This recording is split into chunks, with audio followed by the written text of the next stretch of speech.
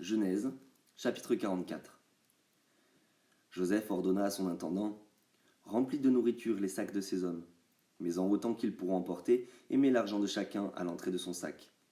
Tu mettras aussi ma coupe, la coupe en argent, à l'entrée du sac du plus jeune, avec l'argent de son blé. L'intendant se conforma aux ordres de Joseph. Le matin, dès qu'il fit jour, on renvoya ces hommes avec leurs ânes. Ils étaient sortis de la ville et n'en étaient pas très loin lorsque Joseph dit à son intendant : Pars à la poursuite de ces hommes. Quand tu les auras rattrapés, dis-leur : Pourquoi avez-vous rendu le mal pour le bien ? N'avez-vous pas la coupe dans laquelle boit mon Seigneur et dont il se sert pour deviner l'avenir ? Ce que vous avez fait est mal.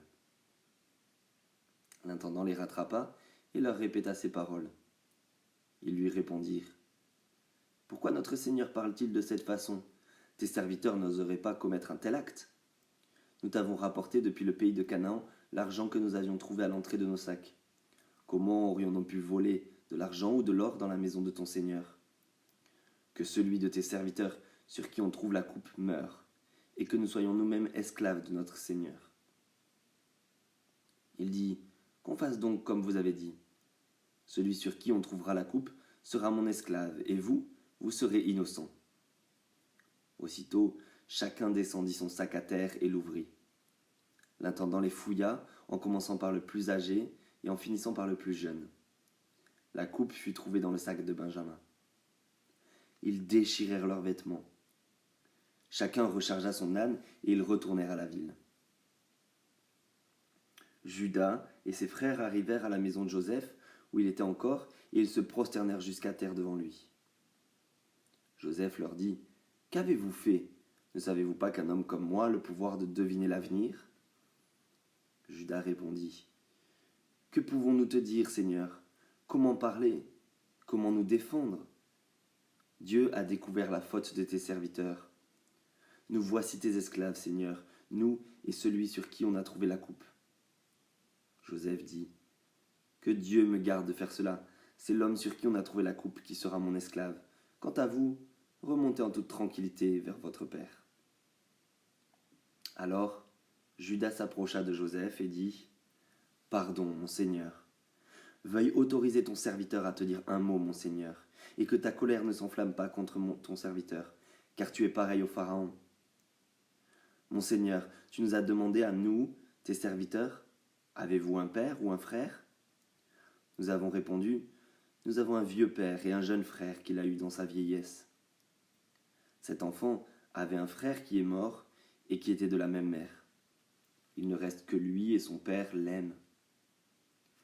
Tu as dit à tes serviteurs : Faites-le descendre vers moi et que je le voie de mes propres yeux. Nous t'avons répondu : Seigneur, le garçon ne peut pas quitter son père. S'il le quitte, son père mourra. Tu as dit à tes serviteurs : Si votre jeune frère ne descend pas avec vous, vous ne serez plus admis en ma présence. Lorsque nous sommes remontés auprès de ton serviteur, mon père, nous lui avons rapporté tes paroles, mon Seigneur. Notre père a dit : Retournez nous acheter un peu de nourriture. Nous avons répondu : Nous ne pouvons pas descendre.